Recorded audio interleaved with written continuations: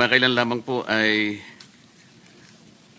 mayroong isang tao na naging controversial dahil sa kanyang ginawang pagtestigo dito sa Blue Ribbon Committee. Ang pangalan niya po ay Orly Gutesa. Si Orly Gutesa po, kagaya po ng nalalaman na ng marami, kung hindi man lahat.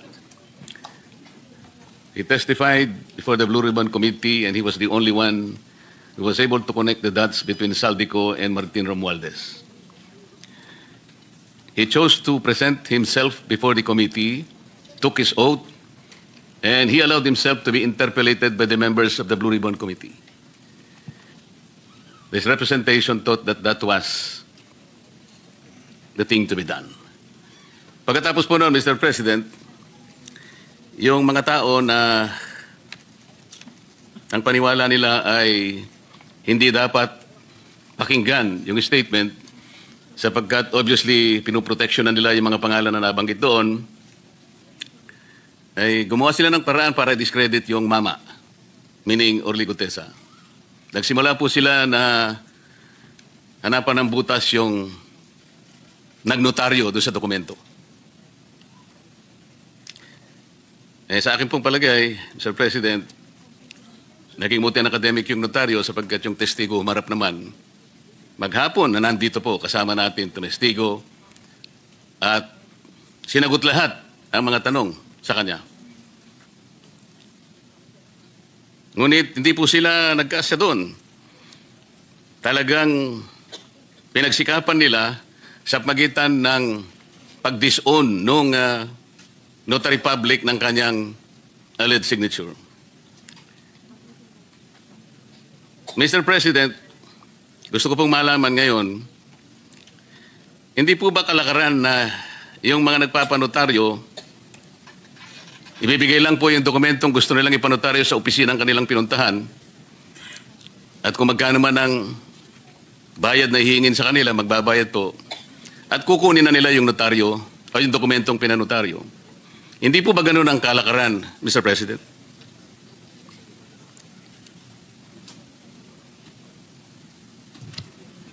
That is correct, Mr. President.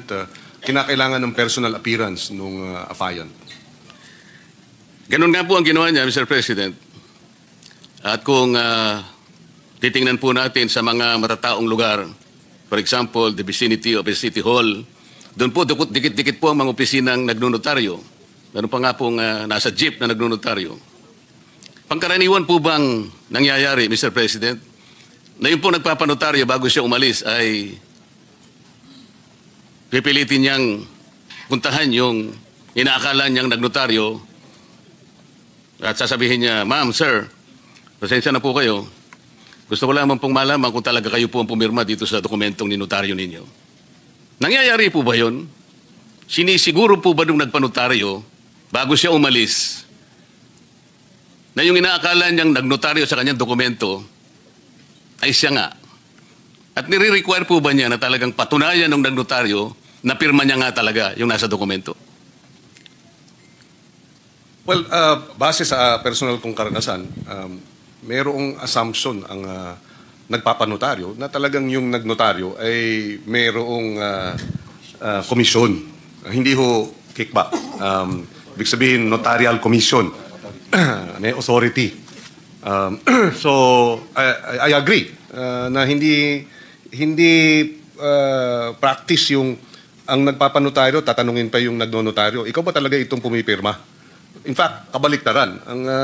Ang notaryo nagtatanong dun sa pipirma, ikaw ba talaga ito dahil kailangan mong humarap sa akin? Salamat po sa inyong kasagutan. Totoo po yun. Lalong-lalo na po kung yung dokumentong sinasabi nila na pinalsipika ay meron naman pong notarial details. Ang ibig sabihin po, merong stampad na ginamit na kung saan po isinusulatan yung mga detalye ng notaryo at meron pa pong parte doon na kung saan ilalagay mo yung numero ng dokumento, yung pahina, pati po yung bilang ng Book of Registry. Yung pong dokumento ni Gutesa, Mr. President, pag sinalat mo po, meron po kasi akong kopya. Meron pong dry seal eh. Ang ibig po bang sabihin, Mr. President, si Gutesa, kinakailangan pa niyang maghanap o mag-imbento ng estampad para sa notarial details at saka yung lugar ng opisina na kung saan i-stamp mo doon? Manghihiram o magnanakaw kaya siya ng isang dry seal? Paano gagawin ng isang ordinaryong taong pumunta sa isang notarial office na hanapin lahat ito? Saan niya kukunin yung notarial number? Saan niya kukunin yung book number, yung page number? Ano pong mapapala ng isang nagpapanotaryo kung pepekehin niya yung notaryo? Sir President, sa ordinaryong pangyayari po kailangan pa bang gawin ng isang Orly Gutesa yun? Yung ipeke niya yung... O paano niyang gagawin? Anong capacity ng isang ordinaryong tao na hanapin lahat yun? Sa konting oras na natitira sa kanya dahil kinabukasan kailangan makarating siya rito para personal siyang tetestigo. Ano po ang mapapala, Mr. President, ni Orly Gutesa kung ang kukunin niyang notaryo ay peke? Well, bilang abogado, if I may be allowed, clearly, ang merong, at the very least, ang dapat may pananagutan dun, yung pumeke, rather than si Ginoong Gutesa. In good faith, the way I see it, no, I could be mistaken dahil hindi naman natin nakausap personal si Mr. Gutesa. So this is really more speculative. In good faith, pumasok siya ron, sinabi, magpapanotaryo, pinirmahan ni Ginoong Gutesa.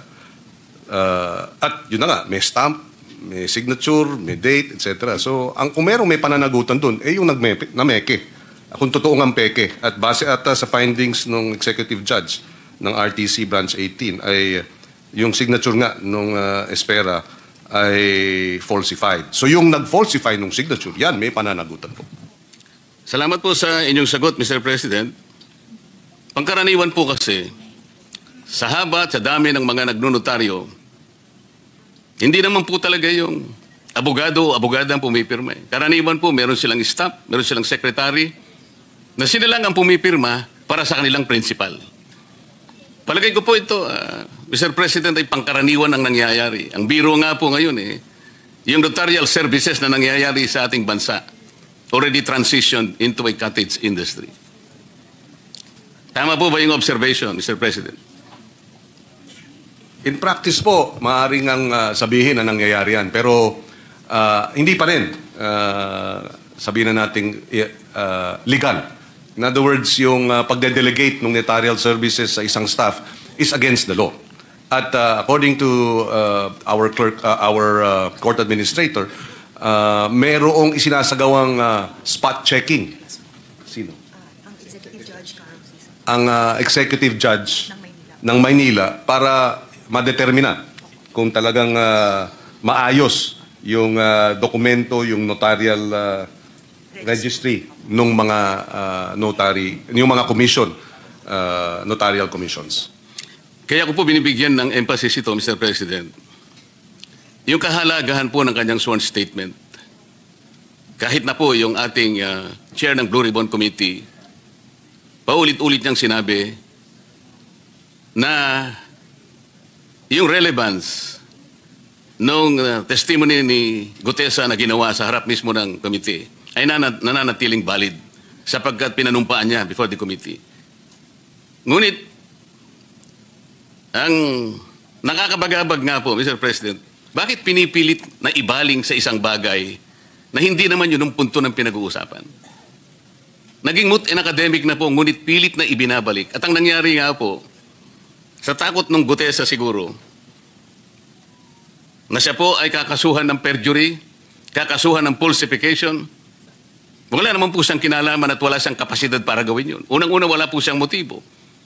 Ang totoo po niyan, ako lamang po ang nagsabi sa kanya, ipanotaryo mo yan, Mr. Gutesa, kasi hindi man kita kilala eh.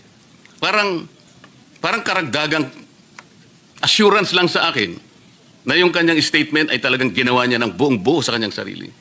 Kahit na wala yun, tatanggapin ko naman yun eh. Sasabihin ko lang, o sige, kung talagang buo ang loob mo, Mr. President, sinabi ko po sa kanya, pumunta ka ron. Buo ang loob mo, at totoo lahat ang sinabi mo, pumunta ka doon. Ganun nga po yung ginawa niya. Sa makatwid, ang aking pong gustong ipunto, kahit wala yung notaryo eh. Bakit po doon nila pilit? Doon nila pinipilit na ibaling ang pinag-uusapan. Para lamang po para lang makaiwas, para ilihis, para linlangin ang maraming Pilipino. Ito po yung nakakalungkot dito. Si Gutesa po, nilagay niya sa panganib ang kanyang buhay at ang buhay ng kanyang pamilya. Gutesa has nothing to gain. Gutesa has everything to lose. Siguro po, sa kanyang puso inisip niya, inasahan niya, natutulungan siya ng Estado na proteksyonan man lang siya. Dahil sa kanyang ginawa para matulungan ang Estado. I-prosecute kung sino talaga ang may kasalanan sa malaganap at kasuklam-suklam na iskandal na ginawa ng mga taong kasangkot dito. Pero wala po eh. Wala siyang nahita. Despite his courageous testimony before the Blue Ribbon Committee, he did not get even the courtesy that he deserves. Alam po ninyo, Mr. President, sa kagustuhan ko po na kahit papano, may saayos kung talagang sino ba yung nagnunotaryo na yun? Kung hindi man pirma ng notaryo publiko, meron at meron siyang kinakasangkapan para pumirma sa kanya.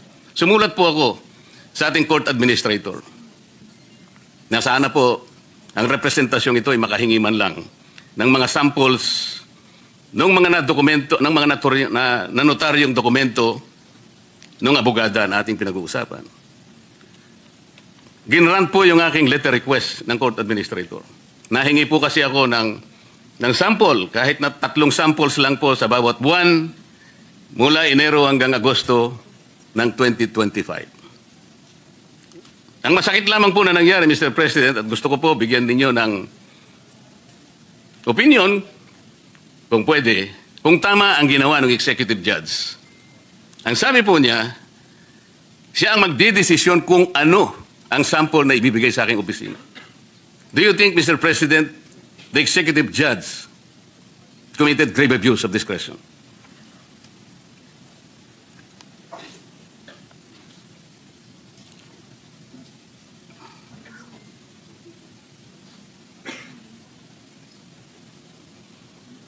Yes. According to the court administrator, the executive judge submitted 3 samples, and that, and therefore they deem it as a compliance. Now, if additional documents may be requested, then the court administrator is willing to likewise allow such access to these documents. Yes, subject to the rule on data privacy. Mr. President, ang tinatanong ko po, siya po ba ang magdidesisyon kung aling kopya ang ibibigay sa amin? Kasi po yun ang kanyang desisyon eh. Pinapunta ko po yung aking mga staff doon. 3 sila sapagkat alam ko marami pong dokumento ang nandoon sa kanyang mga notarial books. Mga 8 buwan po ang ating hinihingi. So 3, marami po yun. Ang sabi po ng clerk of court, ng RTC, sinabi raw po ng judge na, I will decide which copy is to be submitted to the office of the Senator. Tama po ba yun? Wala po bang kalayaan ang mga staff ko na sila na po ang pumili? Ang balak ko lamang naman po doon na, Mr. President, establish namin, sapagkat alam namin, mayroong kamuka. Sa kalipunan po ng mga dokumentong ni notaryo, makakita lang kami 3 hanggang 10 na kamuka nung pirma na ibinigay kay Gutesa, na-establish namin talaga, hindi si Gutesa ang nameke. Talagang merong pumipirma para sa kanya. That is the only objective. But we were denied. We were denied of that purpose, Mr. President. Doon po ba sa sulat ng Office Administrator, Court Administrator, sinabi po ba niya na ang mamimili po ng sample na ibibigay sa amin ay yung mismong judge? Nakalagay po ba?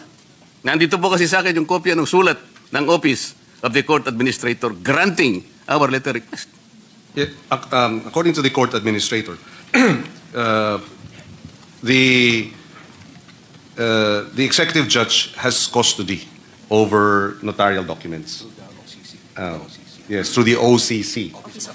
Yes, the Office of the Clerk of Court. And therefore, having custody of these notarial documents, they therefore have the authority and discretion to decide which of these notarial documents, if 3 were requested, then they have authority to decide which of the 3. Now, if 20 were requested, or all documents were requested, then there would be no discretion, and this could be made available subject to the law on data privacy.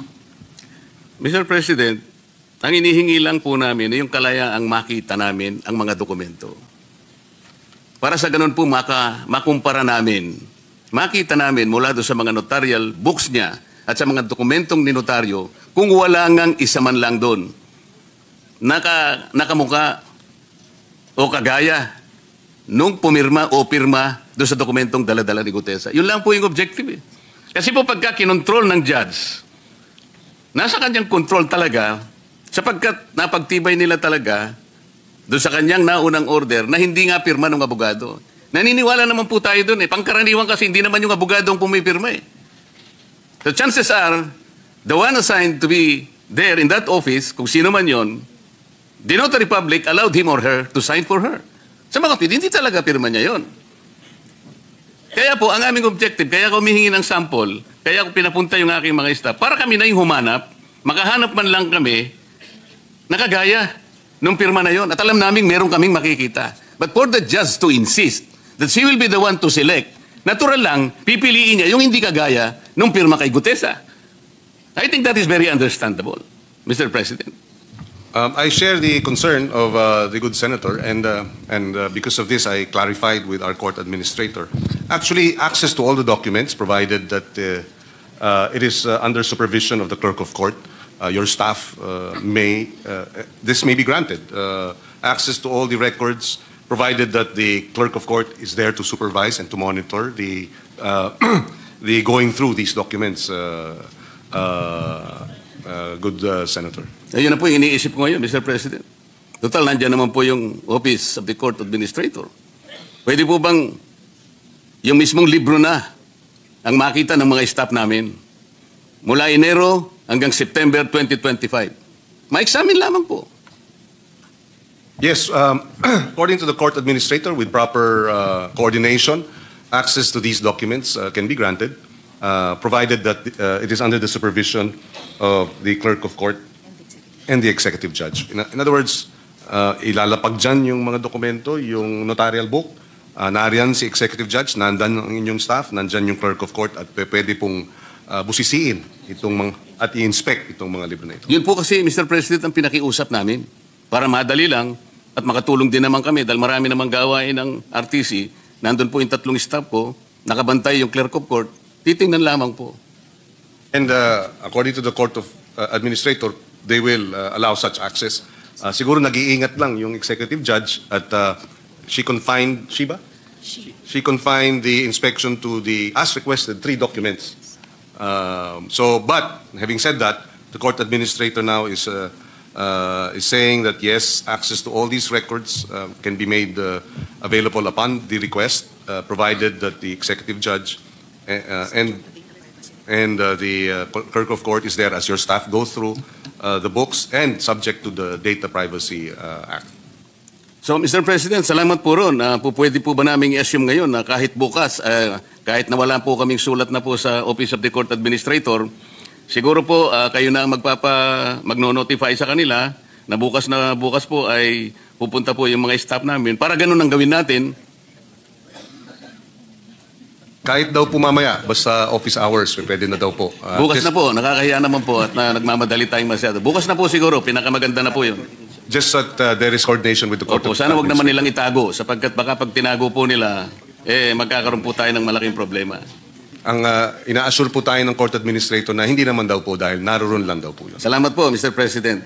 Maraming salamat. Ito po yung excerpt kasi ng resolution po ng executive judge. Kaya nakakapagbigay po ng iba yung pagdududa sa representasyong ito. Ang pinag-uusapan lang po ron. Ang core issue lamang po whether or not pirma niya yun o hindi. At kung kinakailangan maproteksyonan yung integridad ng notarial service. Pero nagpakahaba-haba po yung yung executive judge. To reiterate, sabi niya po, in view of the fact that the sinumpang salaysay contains spurious notarial details, assuming na mayroon pong kakayahan si Gutesa na siya po yung mag-i-stamp ng ganun, and a forged notary signature, and further considering that the said affidavit was presented during the Blue Ribbon public hearing, this office finds that its presenter, Mr. Gutesa, and all persons who made use of said documents not only introduced the forged and notarized inumpang salaysay, but also actively participated in its falsification. Saan naman po kayo nakakitang order na gano'n? Eh ako po yung nag-present eh. So ako pa pala ngayon ay masasangkot sa falsification dahil sa aking paniwalang totoong sinasabi ng mama na ito, pumunta ka roon kung buwang loob mo, pero panutaryo yan, dagdag na kumpiyansa para sa akin. Ako pang nalintikan, Mr. President. O, sabi pa po niya, the above-mentioned statement is an excerpt from the resolution, and ito pa pala, pasensya na po. Succinctly, it is an established rule, well buttressed upon reason, that in the absence of a satisfactory explanation when a person has in his possession or control a falsified document and who makes use of the same, the presumption of inference is justified that such person is the forger or the one who caused the forgery and therefore is therefore guilty of falsification. Mr. President, the above statement is an excerpt from the resolution of RTC Manila Executive Judge Carolina Icasiano Sison. The resolution further states that aside from Mr. Gutesa, sabi po niya, all persons who made use of said documents not only introduced the forged and notarized sinumpang salaysay, but also actively participated in its falsification. Yung sinabi ko po kanina.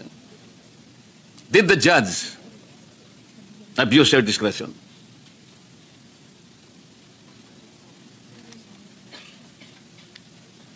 Well, according to the court administrator, it is their view that no, because there is a presumption of regularity. And if I may, well, I was listening to the good senator. Sabi kasi absent the facts, absent the evidence to the contrary, no? Or information to the contrary.